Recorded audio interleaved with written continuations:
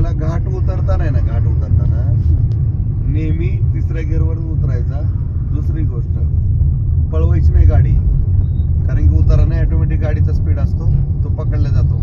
प्रत्येक टर्न आला की आपल्याला ब्रेक आणि हॉर्न वाजवायचा. ब्लाइंड स्पॉट असतो तो. त्यामुळं गाडी घाटातून उतरताना प्रत्येक टर्नला ब्रेक आणि हॉर्न वाजवायचा.